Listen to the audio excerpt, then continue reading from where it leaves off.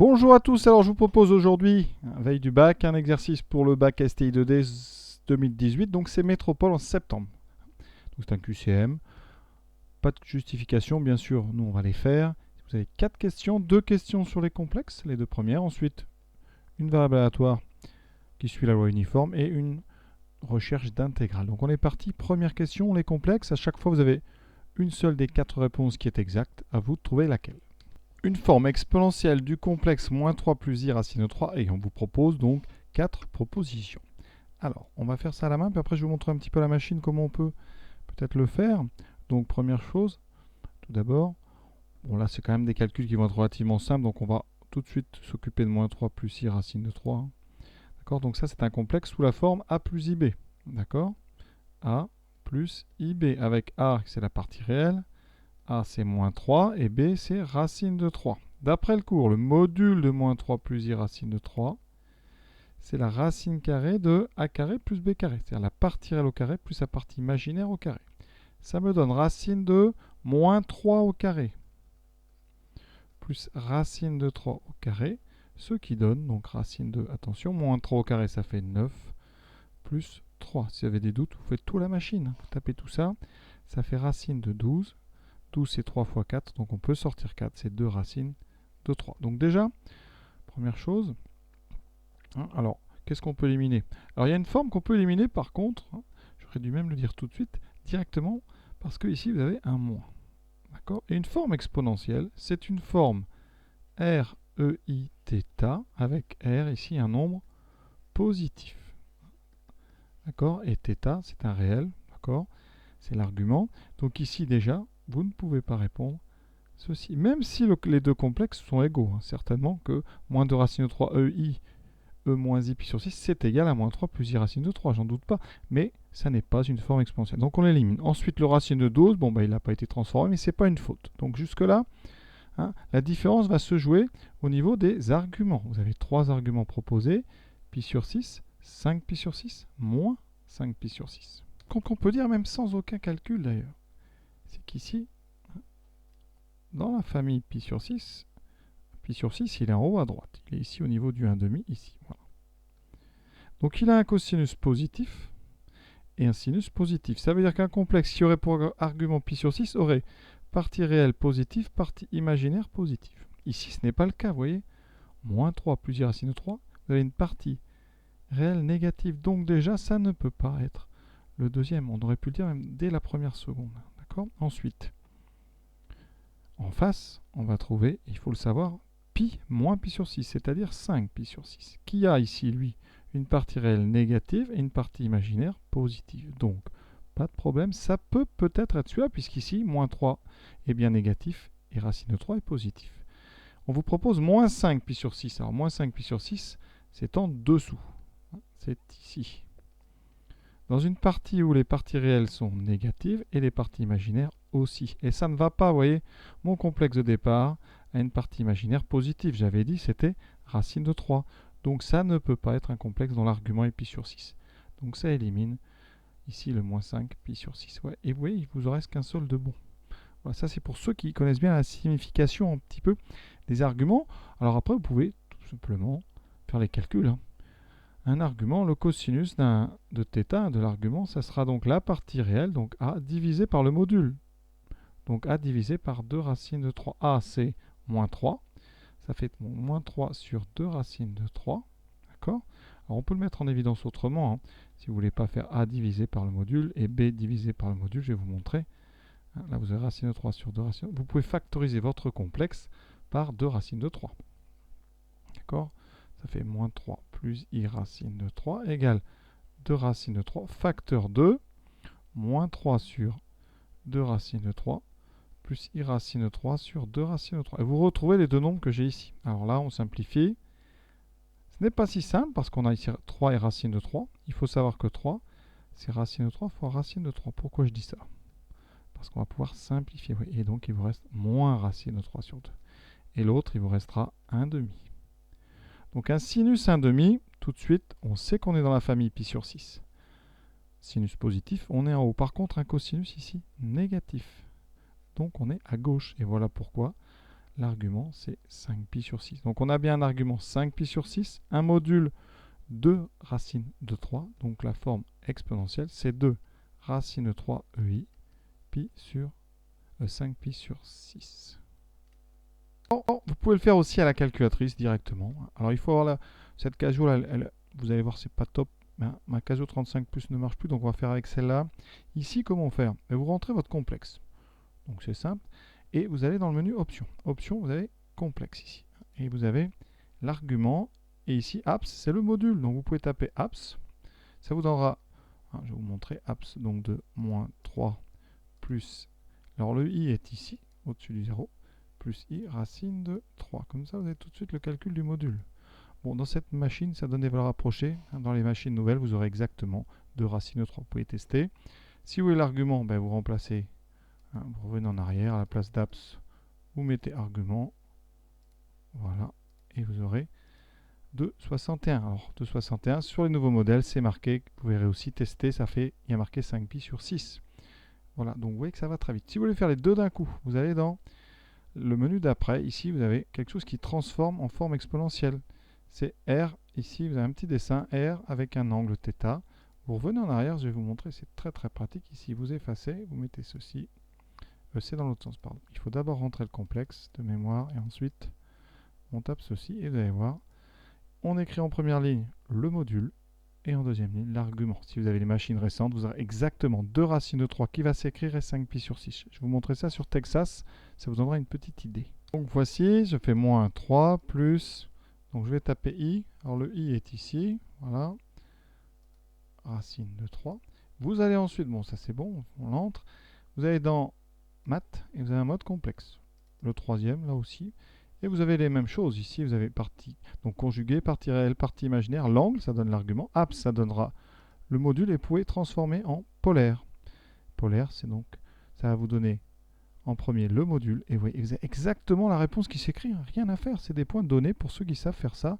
Donc j'espère que vous y penserez le jour J. Deuxième question. Donc on vous donne un complexe. Z égale 1 demi E moins I pi sur 4. Et on vous parle de Z2. Alors je crois que le plus rapide, c'est directement de calculer Z2. Alors Z2, ça sera donc 1 demi E moins I pi sur 4.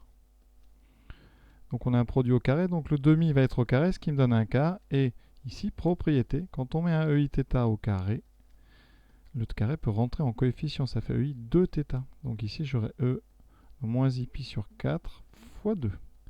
Ce qui me donne E moins I pi sur 2. Voilà. Maintenant, eh bien, on va regarder.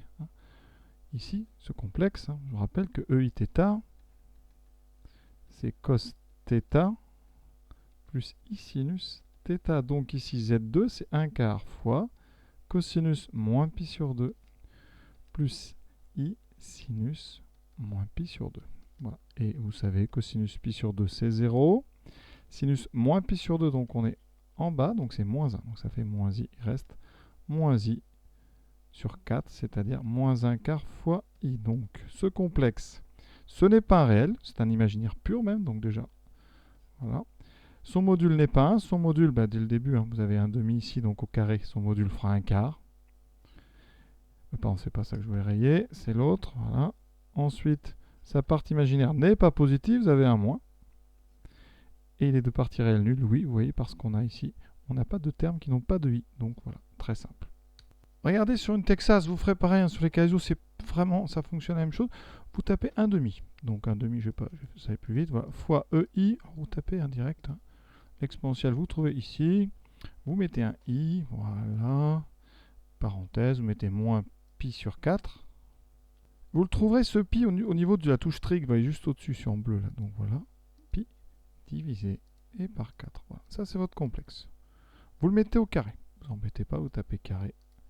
Voilà. Et vous allez dans le menu, déjà vous avez moins 0,25i, c'est fini, ça fait moins un quart de i. Voilà. On peut s'arrêter direct. Si vous ne voyez pas la partie réelle, vous allez dans le mode, donc maths, complexe, et vous lui demandez par exemple la partie réelle. Voilà. La partie réelle, donc vous appuyez sur 2, vous validez. Réel de la dernière réponse, ou réel de rep, voilà, et il va vous mettre 0.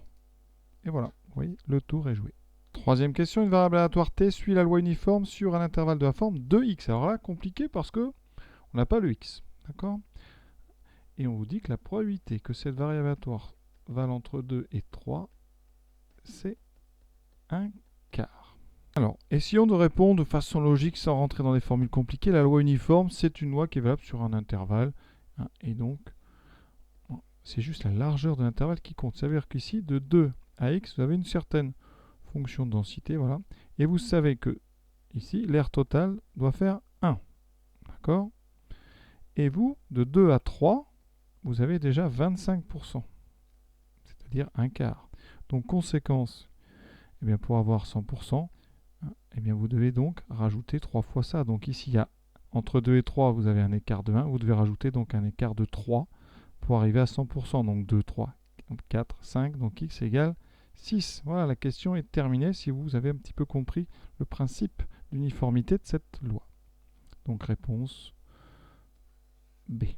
Pour ceux qui aiment bien les formules, alors, il faut donc savoir qu'on travaille sur un intervalle AB. Voilà, en dehors, votre fonction de densité est nulle. Ici, vous avez une certaine constante. D'accord ? Vous savez ici que la probabilité d'un... Par exemple, si je veux être entre C et D, la probabilité que T soit entre C et D, c'est la largeur de l'intervalle CD, donc D moins C, divisé par la largeur de l'intervalle BA, c'est-à-dire B moins 1. Ici, notre intervalle, donc CD, il est décalé vers la gauche. Il va donc de 2, donc on est de 2 à 3. Et le B, en fait, c'est un X, tout simplement. Donc, la probabilité que T soit entre 2 et 3, si on doit la calculer, ça fait donc 3 moins 2, 1. On a une largeur de 1. Sur une largeur divisée par une largeur totale ici qui va de 2 jusqu'à x, donc x moins 2. D'accord ? Et donc, cette probabilité, elle doit valoir 1/4. Donc, vous voyez, vous avez des 1 en haut, donc x moins 2 vaut 4. Et donc, x égale 6. Voilà donc avec les formules ce que ça donne. Quatrième, sur le graphique ci-dessous, la surface grisée, donc vous la voyez bien ici, elle est délimitée par y égale 1 sur x, c'est la courbe en bleu.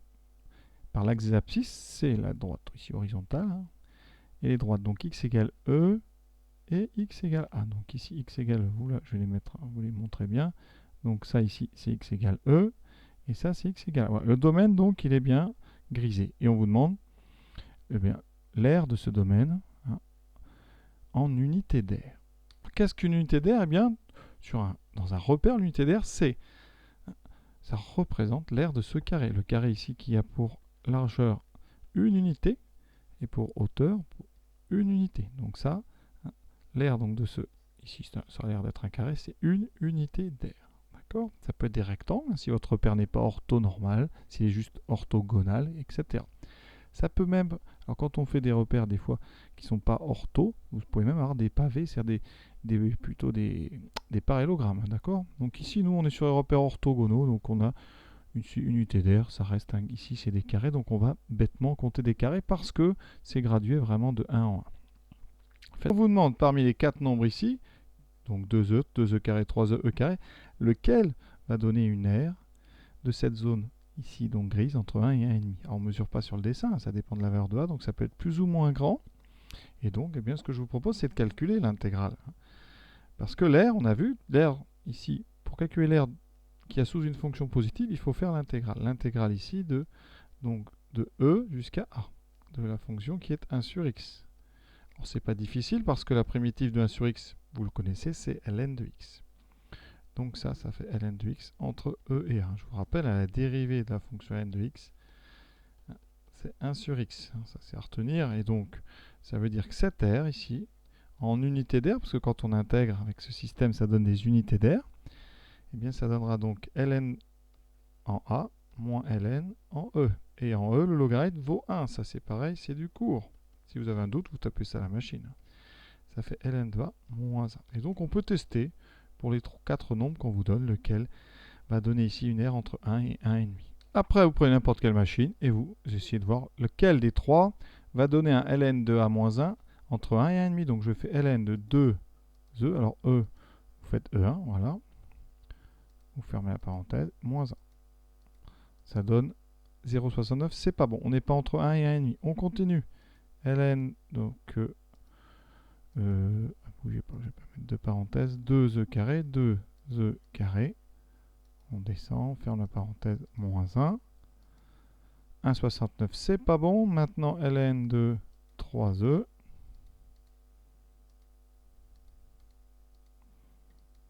1,09, c'est celui-là. Donc c'est la bonne réponse. Après, ln de carré, on le fait rapide, mais ln de carré, d'ailleurs, ça fait 2 normalement. Vous allez voir, ln de 2, moins 1, ça va faire. Donc ici, on trouve 1. Et on vous dit une aire strictement entre 1 et 1,5. Donc ça ne doit pas faire ni 1 ni 1,5. Le quatrième, vous voyez, ça fait 1. Donc c'est le troisième. Donc réponse, ln. La bonne réponse, c'est donc la réponse C, c'est 3 fois E. Voilà, l'exercice est terminé. Voilà, à très bientôt. Bonne révision, bon courage pour ceux qui passent l'épreuve demain. Si vous passez le bac demain, bien évidemment.